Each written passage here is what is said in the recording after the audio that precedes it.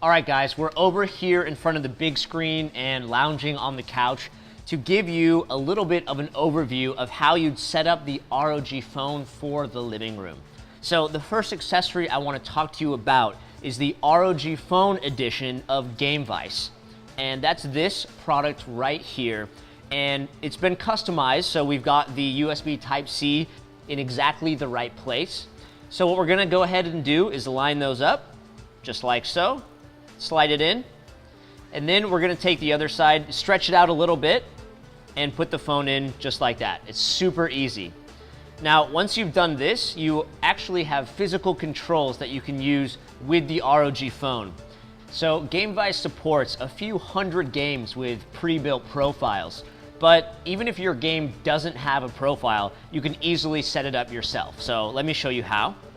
We're gonna swipe here and go ahead and bring up Game Genie and tap on key mapping. Now you can see I've done most of the setup already for Free Fire, but I need to add one thing, and that's the control here on the left.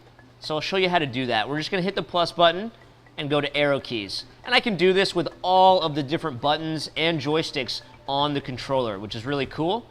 Once we have that, we're gonna tap and drag it over here, hit the X button, and now you can clearly see that my joystick is controlling the character's movement. Now, moving around like this with the joystick, one joystick controlling my movement, the other looking around the screen controlling the camera, this is way easier than moving around with my thumbs on the screen. Really a nice experience to have the physical buttons. Okay, so we covered the Gamevice, really nice physical controls there. Now I want to talk to you about WiGig.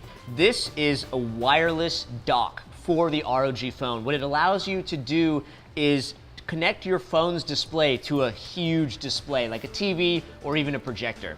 So I'll give you guys a look. First, you can see this is really small and light. Actually, you could fit on your desk even. If we turn it around here, we can see the I/O. I've already got it powered up and connected. But if we want, we can also put in the HDMI here, which we'll do in a moment. And you do have a USB port for accessories as well.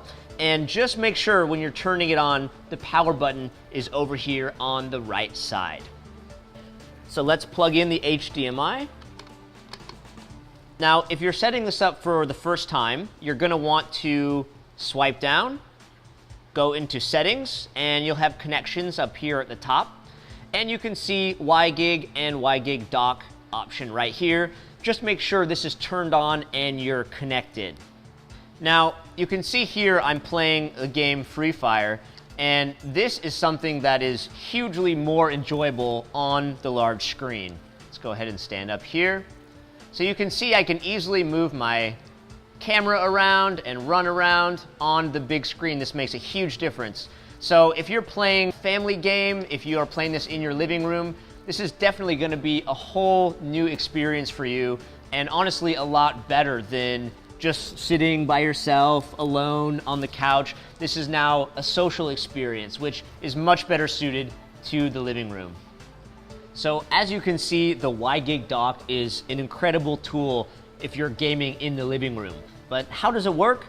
Well, inside we have 802.11 AD Wi-Fi. So what that gives us is 4.6 gigabits per second of bandwidth and 20 milliseconds of latency, which is incredibly high bandwidth and incredibly low latency. This gives us an awesome gaming experience from the phone to the big screen.